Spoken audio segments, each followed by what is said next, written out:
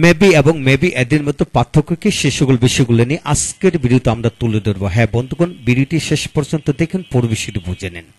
আজকের ভিডিওটি খান মেথড এই complete book of written spoken English grammar এই বই থেকে নেওয়া হয়েছে। এই বইটি সম্পূর্ণ বাংলা অর্থ সহকারে ভিডিও লেকচার আলোকে তৈরি করা হয়েছে। ইতিমধ্যে এই বইটির উপর প্রায় 500টি ভিডিও লেকচার তৈরি করে ফেসবুক, ইউটিউবে দেওয়া হয়েছে। সেগুলো দেখুন, ইনশাআল্লাহ প্রতিটি ভিডিও আপনাদের কাজে আসবে এবং ভালো লাগবে। এছাড়া যাদের ভিডিও লেকচার দরকার তারা পেন ড্রাইভের মাধ্যমে নিতে পারবেন। এখন আসেন মে বি এবং মেবি কিভাবে পড়বেন লক্ষ্য করুন। মেবি অর্থ হলো হতেও পারে, যেমন he may be a teacher, তিনি একজন শিক্ষক হতেও পারে। এইভাবে আপনি শিক্ষক স্থলে হাজার হাজার কমন নাউন বসে পড়তে পারবেন এবং অ্যাডজেক্টিভও বসে পড়তে পারবেন। যেমন he may be a teacher, he may be a professor, he may be a principal, he may be a fisherman, he may be a farmer, he may be rich, he may be poor, সে গরিব হতেও পারে। He may be rich, সে ধনী হতে পারে। He may be tall, fat, long, যে কোনো কিছু বলা যায়। হ্যাঁ বন্ধুগণ, আপনাকে এটি শিখতে হবে। মেবি অর্থ হতেও পারে, অর্থাৎ সে মানে তিনি হতেও পারে কি একজন শিক্ষক, একজন ধনী লোক, একজন মেধাবী লোক, যে কোনো কিছু এখানে যোগ করে আমরা পড়তে পারবো। আপনাকে এটি খেয়াল করতে হবে, মেবি বাংলা হলো হতেও পারে।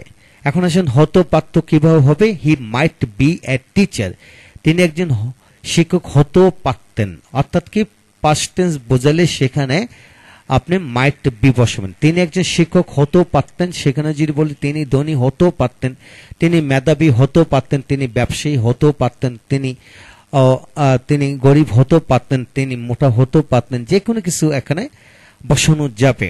এ টিচার এ স্থলে, এইভাবে হাজার হাজার বাক্য বানিয়ে পড়া যাবে।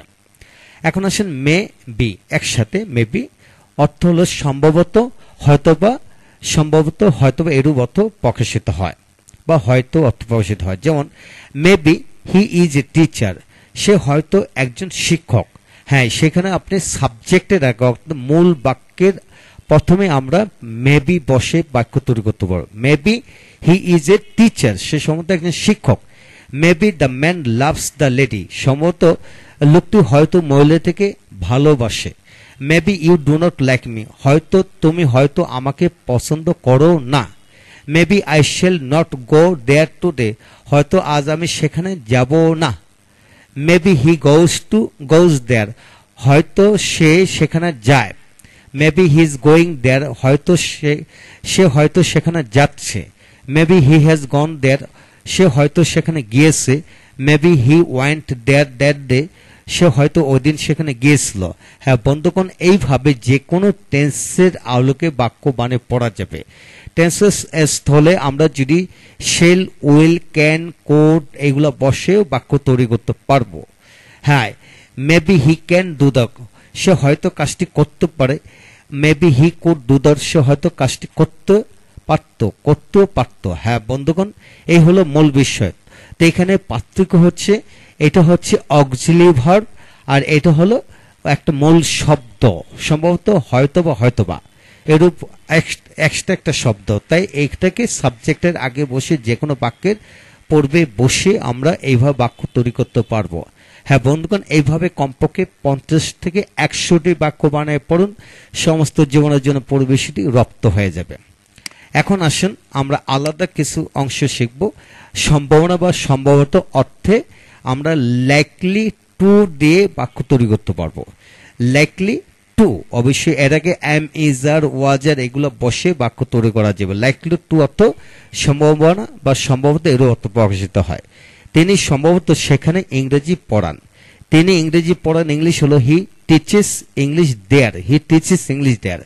সেখানে যদি সম্ভবত যোগ করেন তাহলে he is likely to teach English there. হ্যাঁ বন্ধুগণ, টিচেস এর জায়গায় টু যখন বসবে তখন টিচ মানে বেস ফ্রম হবে, ভার্বের বেস ফ্রম হয়ে যাবে। তো তিনি সম্ভবত ঢাকায় গাড়ি চালান। হি is likely to drive A car in Dhaka, drive car in Dhaka, এইভাবে হবে। রোহানের আজ এখানে আসার সম্ভাবনা রয়েছে বা আছে। Rohan is likely to come here, likely to come here. আজ সম্ভবত বৃষ্টি হবে বা আসবে, বা আজ বৃষ্টি হওয়ার সম্ভাবনা রয়েছে বা আছে।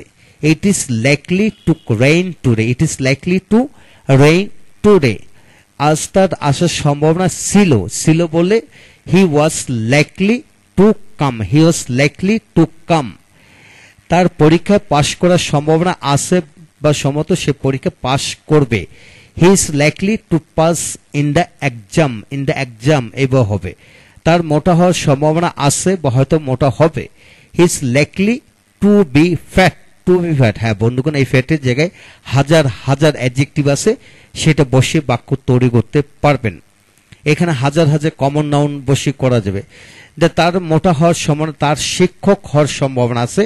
He is likely to be a teacher, তার কলেজের শিক্ষক হওয়ার সম্ভাবনা আছে। He is likely to be teacher in a college, to be teacher of a college বা ইন এ কলেজ। এইভাবে হাজার হাজার কমন নাউন বসে কিন্তু পড়া যাবে।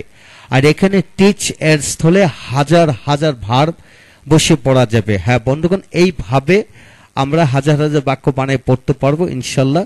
আপনাকে এটি খেয়াল করতে হবে, এমিজার ওয়াজার লাইকলি টু, এটা একটা ফ্রেজাল পার্ট, এটা একটা কি একটা ফ্রেজাল পার্ট, সম্ভবত বা সম্ভাবনা অর্থে বাক্যের অ্যাডভার্ব হিসেবে বাক্যের মাঝখানে বসে, অর্থাৎ এমিজার ওয়াজার এর পরে বসে, বসার পরে টু এর পরে সম্ভবত ভার্বের বেস ফ্রম বসে, এটা মনে রাখতে হবে।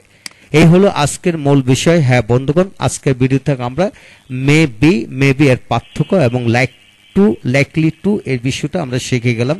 যাদের ভিডিও লেকচার দরকার তারা প্যান্ডেলের মধ্যে নিতে পারেন, আমাদের সাথে যোগাযোগ রাখতে পারেন। এছাড়া কমেন্টস করুন কোন কোন ভিডিও আপনারা দেখতেছেন, কমেন্টসের মধ্যে আমরা লিঙ্কটি দিয়ে দেব। ভালো থাকুন, পরবর্তী একে একে ভিডিওগুলো দেখতে থাকুন। Thank you very much.